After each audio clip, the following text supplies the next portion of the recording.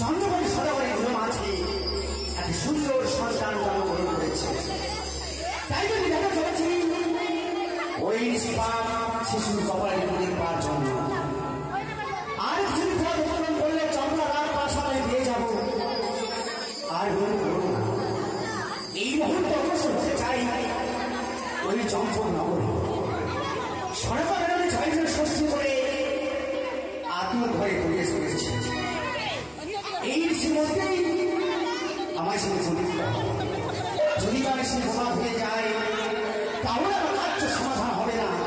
আমি বাদ করে শিশু বাবার উপর লিখতে তুমি আর বিলম্ব হয় এই মুহূর্তে অগ্রসর হয়ে গেল ওই চম্পক নগর।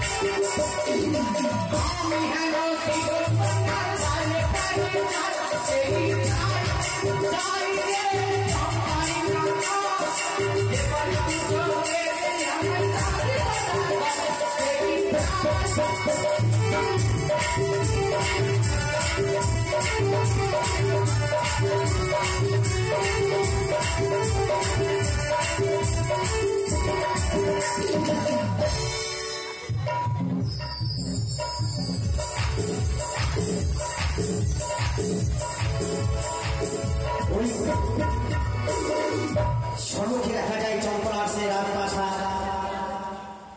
আর বলবো এই মুহূর্তে ওই চম্পলা রাজপ্রাসাদে প্রবেশ করে ওই নবজাত শিশুর কপালে খুন লিখে অতি সশ্রমে স্থলে বহন করতে হবে। যদি বা ঋষি প্রভাব হয়ে যায় তাহলে যে অর্থে লোকের কাছে ধরা পড়ে যাবে। তাই কেউ দেখার আগে আমার এখনই কোনো শব্দ দিয়ে দিতে হবে। আমি চাই না ওই চম্পলির পথে অনেক পদক্ষণ পথের মাঝে বলি বসে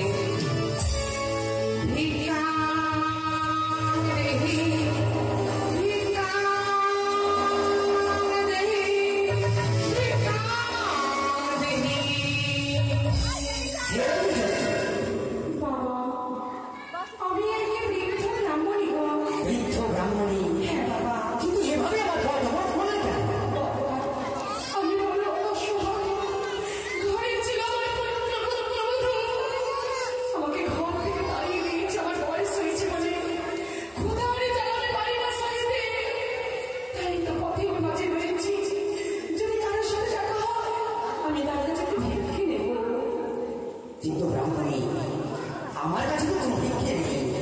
কি ভিক্ষে দেবো তোমার? কেন তুমি মিথ্যে কথা বলছো?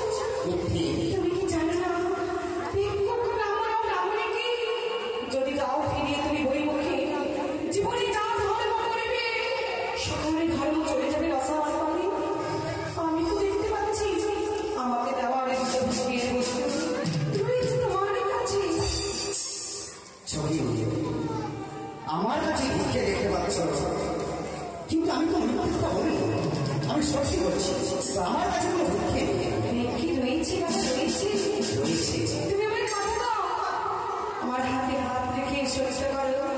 আমি যদি ভিক্ষে দেখিয়ে দিতে পারি তবে তুমি আমার ভিক্ষে দেবে। এক সস্ত দুই সস্ত যাহা বলিবে ভক্তি, আমি পারিব সর্ব সর্বা।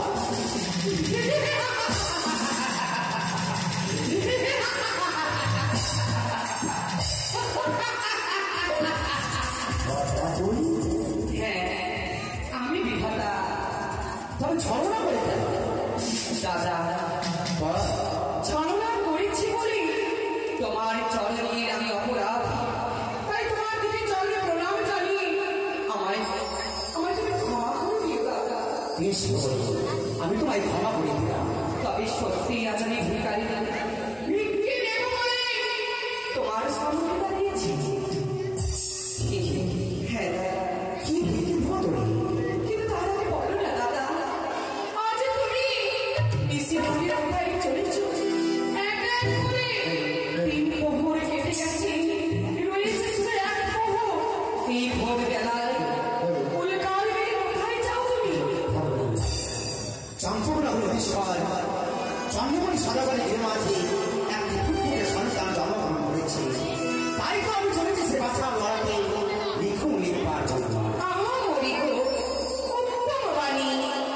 শুনিয়া যেন অন্তর জুড়াইলাম আমি। তবে শোনো শোনো দাদা, এবার আমি বলি ভিড়ের কথা। যাবে তুমি চম্পানি নগরে, যাবে সৌদাগরে, বাছারি লাগাতে করা লিখি বাড়ি। আমার লিখি হলো, যেই লিখন লিখি দেবী ধীরে তুমি তোমার কথা মতে, সেই লিখন নাই লিখি তোমার কথা মতে, ওই লিখন হবে শুধুমাত্র দেবী ভগবান সবই মতে। বললাম তো দাদা, তুমি আমার কথা মতে লিখন লিখো। তাই হয় বেশ, তবে তুমি কর্ণপাত করে সবাই করো, এমন একটি লিখন লিখিতে হবে। অভিনয় প্রকাশ করে। বেশ, তবে শোনো দাদা, যেই শিশুর লাইনে লিখন লিখিতে চলিয়াছ, সেই শিশুর বয়স হবে শুধুমাত্র দ্বাদশ বৎসর। 11 বৎসর। দ্বাদশ বৎসরে আয়ু নিয়ে সেই বাচ্চাটি গর্ব করবে বার করে তোমারে। 5ম বৎসর শিশু যাবে পাঠশালায় শিক্ষা লাভ করিবারে। তারপর 9ম বৎসরে সেই শিশু তোমার মা হয়।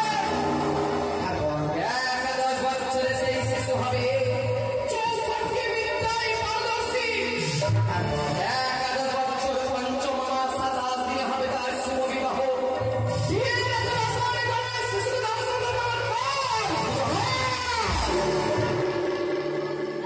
তোর এই কঠিন প্রস্তাব আমি কিছুতেই মানতে পারবো না। আমি পারবো না তোর কথা অনুসারে লিখন লিখতে।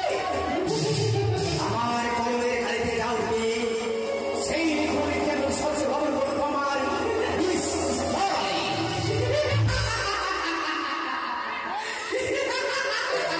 কর্তা, শোনো শোনো গো দাদা, তুমি কি করিতে পারো? আমার লিখন না লিখে তুমি তোমার স্বর্গে যেতে জানো। হাতে হাত রাখিয়া করিয়া আছে সত্য, সত্য বেদন করে করিতে। তবে হবে নরকে নিবাস। আর সত্যি কথা, যদি লিখন লিখিতে আজ তোমার বিলম্বই হয়, যদি লিখন লিখিতে ব্যর্থ হয়ে যাও তুমি, তবে স্বর্গের দেবগণ তোমার পুরস্কার তো দেওয়া দূরের কথা, তিরস্কার করবে স্বর্গ হইতে। তোর সঙ্গে অঙ্গীকার করে আমি বড্ড ভুল করেছি। তবে অঙ্গীকার যখন করেছি আমি লিখবো তোর কথা অনুসারে লিখবো। হ্যাঁ ভক্তি, আমি জানি নির্দোষী কখনো দোষী হতে পারে না। এই লিখনে লিখতে সত্যি যে অঙ্গে করে পাপ আসে। আমি কথা দিলাম তব চরণে স্পর্শ করে সমস্ত পাপের ভাগী হব আমি। লিখনে লিখিবে তুমি বৈমুখ হয়ে, সেই লিখনের সময় কলমেতে বিরাজ করাই আমার দিদি দেবী সরস্বতী।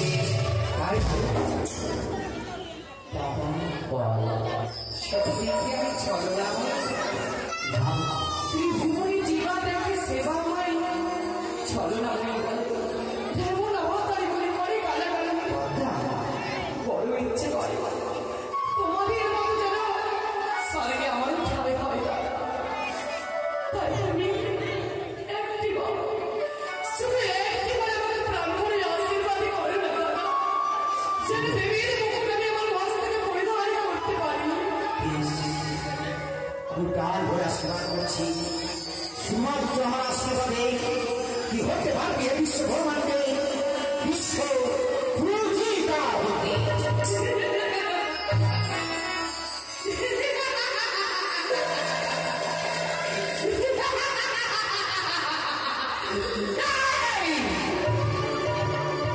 মরিয়া মরিয়া যাও চাঁদ রাস্তার একটি বারের জন্য মনসার চরণে পুষ্প তুমি মনে করেছিলে অপমান, আমি যদি করি তোমার বাড়ির সামনে করিব ফুলের বাগান, কিন্তু না, যতই তুমি মনে করো আঘাত আমার নেই অপমান, তুমি মনে দিও সম্মান।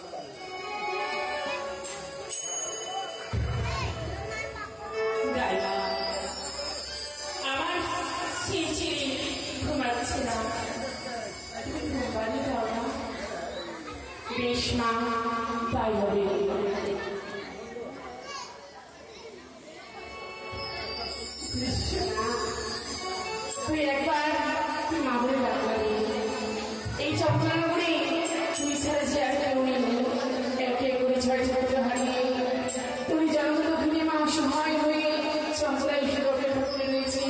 তবে তুই মা বলে ডাকবি, তাই তো একবার মা বলে ডাক। সোনা রে তুই মা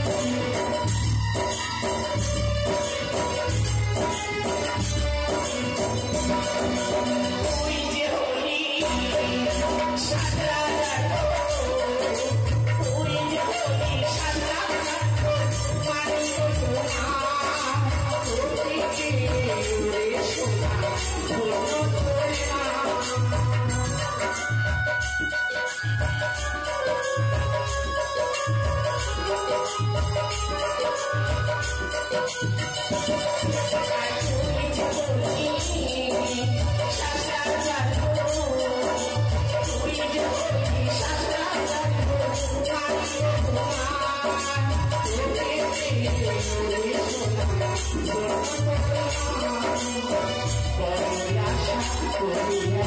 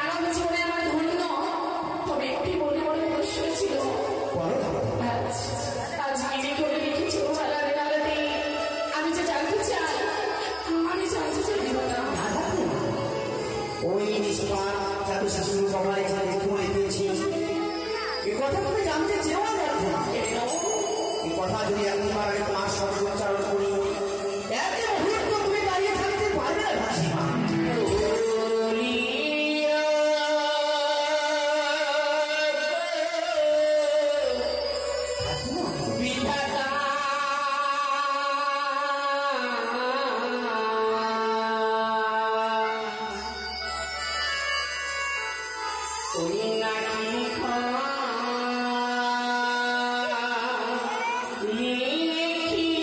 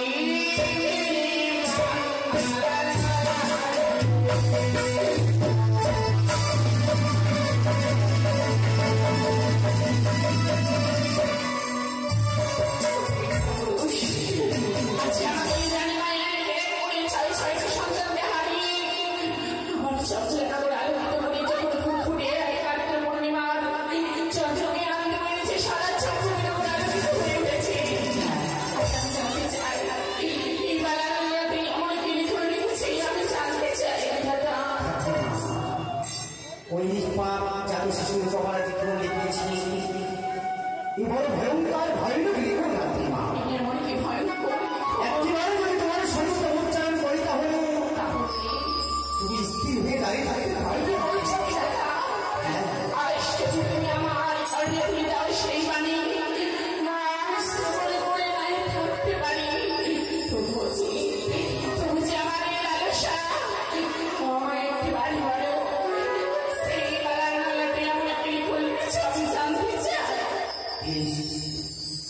এভাবে যখন ধরেছো তুমি আমি কি এরকম লিখেছি আমি তোমার সঙ্গে উচ্চারণ করবো ছেলে বয়স হচ্ছে মাত্র দ্বাদশ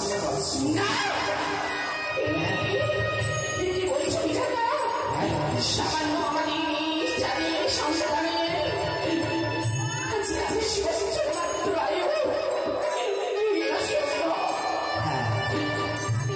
শৈশবকালে বাছা খেলাধুলা করিবে পঞ্চম বৎসরে পাঠশালায় পড়িবে নভেম্বর অষ্টমে মানুষকে হরণ করতে 11 বৎসর পঞ্চম মাস 27 দিনে তার বিবাহ হবে বিবাহ শীতে বৎসর সংসারী ওই নক্ষত্র বিশ্বাস্ত করিতে ওই বাছনা করিব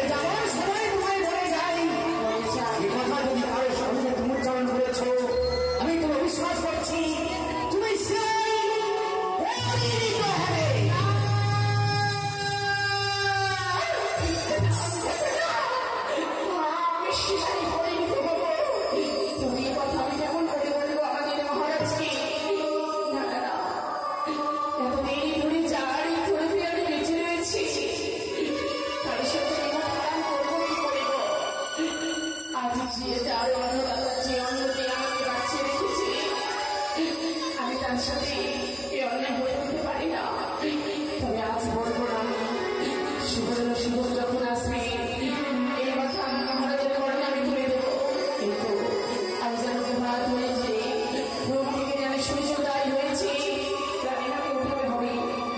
মা, ও মা, আজ নতুন হয়েছে মা, উঠে পড়ে। আজ দেখে আজ নতুন যেন কামের কোনো হয়, আজ যেন আকাশ যেন শিশির করে বইয়া ওই ঘুম থেকে যেন সূর্যোদয় হয়েছে। স্নান করি মা, উঠে আসি। তাই না, আপনার নয়নে জল কিনে দিচ্ছি মা।